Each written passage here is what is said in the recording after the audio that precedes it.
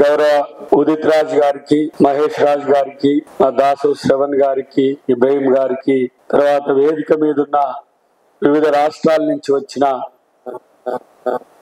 మన ఆర్గనైజేషన్ కి సంబంధించిన ముఖ్యులకు, మీ అందరికి కూడా, ఎందుకంటే మీరందరూ కూడా ముఖ్యులు కాబట్టి ఆర్గనైజేషన్స్ కు మీ అందరికి కూడా జై భీమ్ తెలుపుతూ, ఇది మన విధానం, మన నినాదం. ఈ రోజు భారత రాజ్యాంగమే మన యొక్క విధానం, మన యొక్క నినాదంగా మార్చాల్సిన పరిస్థితి ఈ రోజు వచ్చింది. ఎందుకంటే నాయకులమందరం కూడా ఈ రాజ్యాంగం ప్రసాదించిన ఓటుతో, ప్రజల ఓటుకు పుట్టినోళ్ళమే అనే విషయాన్ని మనం గుర్తుపెట్టుకోవాల్సిన అవసరం ఉంది. నాయకుడు అంటే గతంలో ఒక రాజు ఉంటే ఆ రాజుకు పుట్టిన కొడుకు యువరాజు అయ్యేటోడు, ఆ యువరాజు కూడా తదనంతరం పరంపరగా రాజు అయ్యేటోడు. కానీ భారత రాజ్యాంగం ఈ దేశంలో అమలులోకి వచ్చిన తర్వాత ఈ భారత రాజ్యాంగం 1 man 1 value, 1 man 1 vote. ఒక మనిషికి ఒకే విలువ, ఆ మనిషికి ఒకే ఓటు ఉంటది.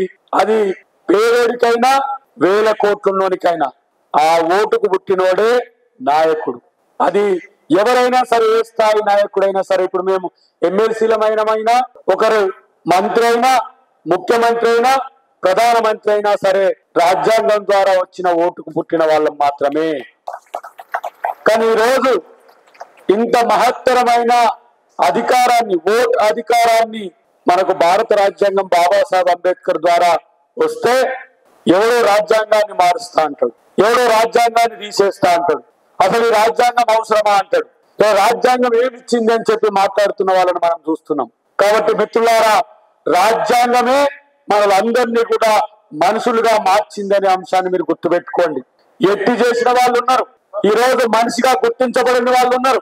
మహిళలకైతే సమానత్వం పక్కన పెడితే ఒక వ్యక్తిగా చూసే పరిస్థితి కూడా లేని పరిస్థితి. ఈ 75 సంవత్సరాల తర్వాత మనం ఈ రాజ్యాంగం ద్వారా వచ్చిన వాటితో చదువుకోవడమే కాదు, ఉద్యోగ ఉపాధి అవకాశాలే కాదు, ఈ రోజు అధికారంలో కూడా వచ్చే పరిస్థితి ఉన్నది. ఓబీసీలు ముఖ్యమంత్రులు అవుతున్నారు, ఎస్సీలు ముఖ్యమంత్రులు అవుతున్నారు, ఎస్టీలు ముఖ్యమంత్రులు అవుతున్నారు. ఈ రోజు రేపటి రోజున ఎస్సీనో, ఎస్టీనో, ఓబీసీనో, మైనారిటీనో రేపు దేశానికి ప్రధానమంత్రి అయ్యే అవకాశం కూడా ఈ రోజు ఈ రాజ్యాంగం మనకి ఇచ్చింది. ఈ రాజ్యాంగాన్ని మారుస్తామంటే ఊరుకుందామా? ఈ రాజ్యాంగాన్ని వద్దు అనంటే ఊరుకుందామా?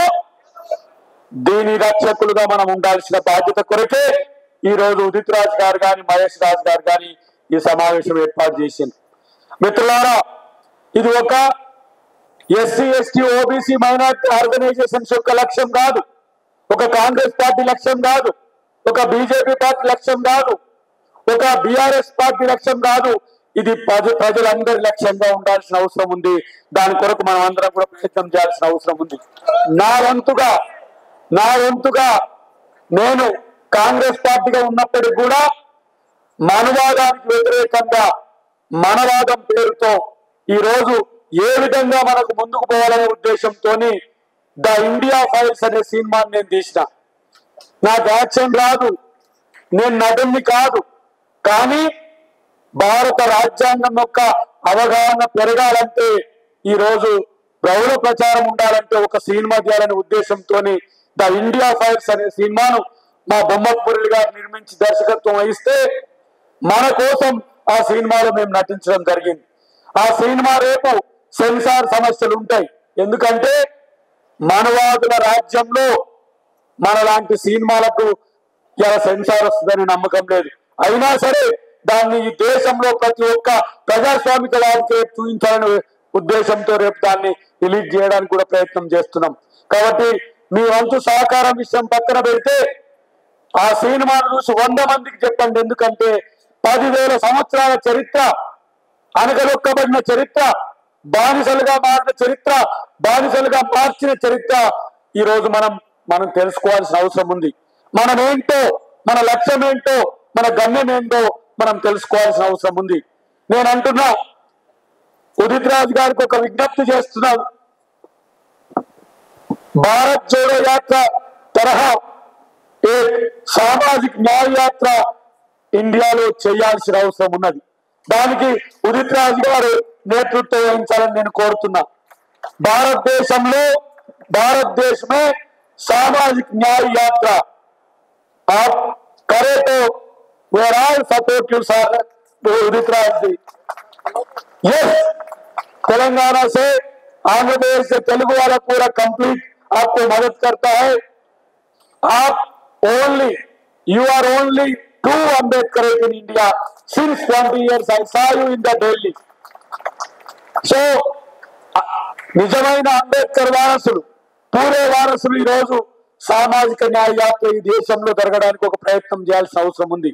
ఎందుకు ఈ మాట చెప్తున్నామంటే, ఏ రాజ్యాంగం అయితే అమలు కావాలో, ఏ రాజ్యాంగం అయితే పేద ప్రజలకు మేలు చేయాలనో ఆ రాజ్యాంగాన్ని ఈ రోజు శుద్ధ చేతనావస్థకు తీసుకుపోయే ఒక ప్రయత్నం జరుగుతున్నది.